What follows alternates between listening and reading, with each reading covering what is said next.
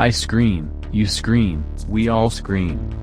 We at Days love a good scary story, so when we asked around to see if we knew anyone with real-life spooky experiences, we weren't disappointed one bit. Enjoy our collection of ghost stories if you are brave enough to watch on. 1. For anyone with loud upstairs neighbors. My sister and I were staying at an old, historic hotel in middle of nowhere Montana.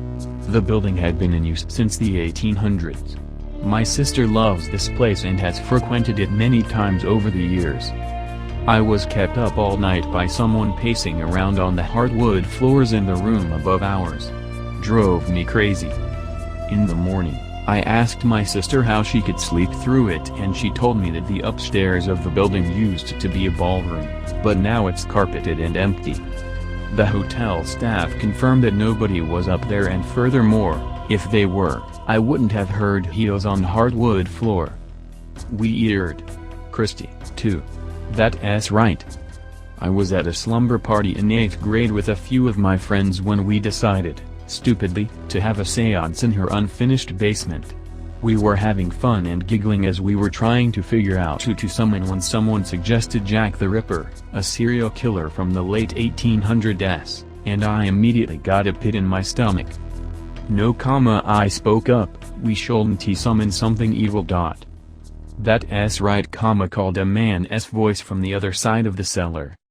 There were no boys or men there, we were home alone. Another girl and myself heard it. I'll never be the same. Abby, 3. Demon in the Dark. My family traveled to the south of France to stay in a cottage owned by someone my dad worked with. The owners visited occasionally, but that summer it was free and we had 10 days booked in there. After a long 2 days on the road, we drove down a steep driveway towards a secluded mill cottage, with the water wheel set static alongside the stone house. There was a deep cellar with stone stairs down under the wheel next to the house, and a small river circled the place. We went into the house and chose rooms, but being set down in a small copse, the house was draught and cold from lack of use.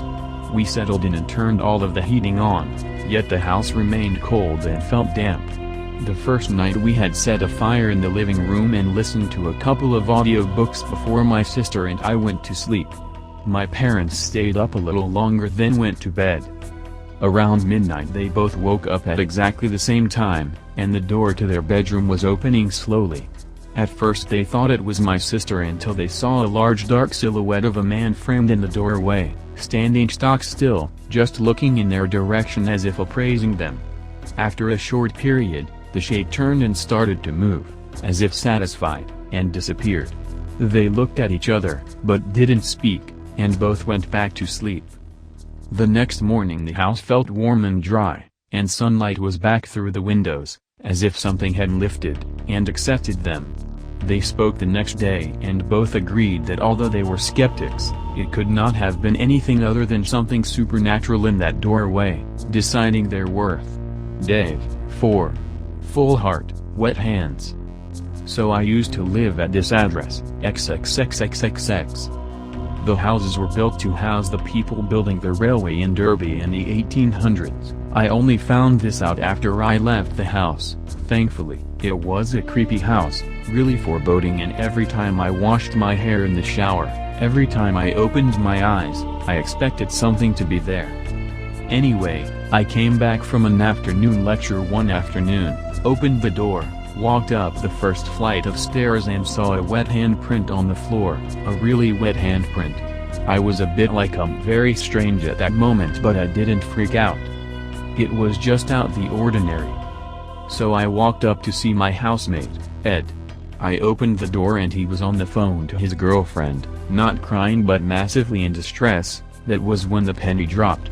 He then told me that as he was walking up the stairs earlier carrying a glass of water, he felt something cold go through him, almost a push, causing him to drop the water.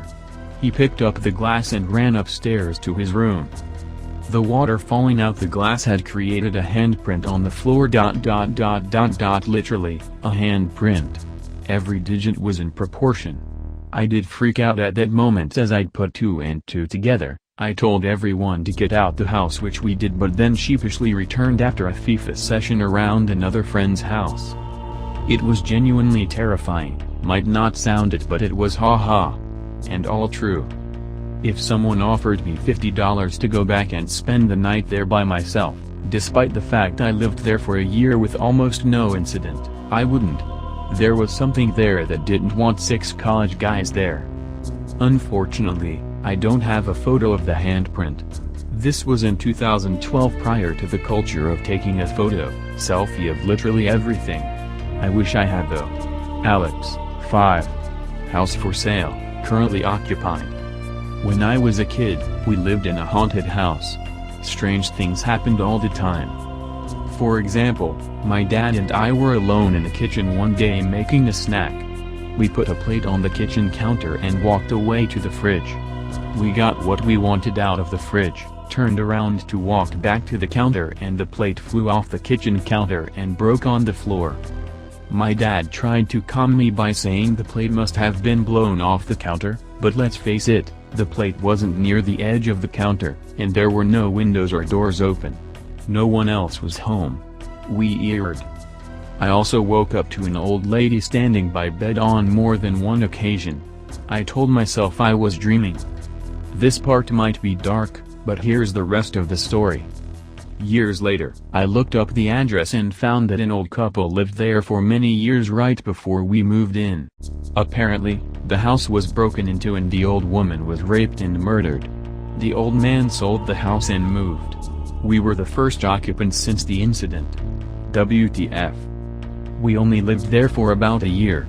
My parents swear we moved so quickly because we got a better deal on another house nearby, but we know it was because the house was haunted and the priest they brought in to bless the place told them we should move. No joke. Christy, 6. Theater. I hardly know her. In college I was a part of our drama club and we used a 100-plus-year-old opera house in downtown Biddeford, Maine as our theater. So, I was there alone doing work on the set for our next show, and of course being in a theater alone is creepy as it gets anyway.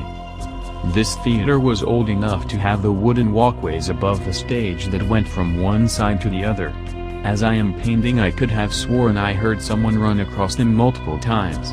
I tried to block it out, but that is nearly impossible. Just as I am about to finish, I hear something fall from above the stage. Even though I couldn't find anything, it convinced me enough that I was done for the day. Apparently there's a story of a ghost of an opera singer that died there in Halloween. Before that I never believed in ghosts. Mike, 7. Kitchen nightmares. Okay, get ready for this story. So I was closing up the bar one night after a long shift. As I was carrying a rack of glasses into the kitchen, I slipped on the wet floor I had just mopped, fell to the floor, and let out an instinctual exclamation. Immediately after, as I am sitting on the wet floor, I hear a low-pitched moan. It was so audible that I actually thought it was a real person. This was startling considering I was the only person left in the bar. I stood up, completely frozen, and yelled, "Hello?" Again. Immediately, I hear the same low-pitched moan, except this time it was louder. Now I am starting to freak out a little bit, but for whatever reason, I decide to walk closer to where I heard the sound coming from. I yell very loudly, "Hello?" For the third time, I now hear a very loud, low-pitched moan. That was it for me. I ran back into the kitchen, grabbed the biggest kitchen knife I could find, because that seemed logical at the time.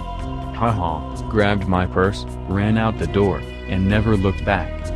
It was funny trying to explain to the chef the next day why he was missing a knife during his morning prep. The creepiest part? I come to find out that there was some sort of accident that had occurred in the restaurant years before, with the son of the owner, and word around town was that he died right there in the bar. True freaking story. Cat, 8. Roommate. Sometimes I wake up in the middle of the night and my roommate is giggling and playing with my hair, and in the morning she doesn't remember. Mikey, 9. Please stop moving the kitchen table. My house was fraught with weird stuff happening when we first moved in. The kitchen table would move overnight 12 to 18 inches. My keys would disappear and show up in the weirdest places, like my quilt trunk. My son? Christopher went into the basement and things came flying off the shelf at him. He also saw someone walking on our wraparound porch once, but no one was there. The most obvious one was a few years ago. Twice this happened. I was sweeping the kitchen floor. The door to the porch started shaking uncontrollably. It was like someone was trying to open the door without turning the knob.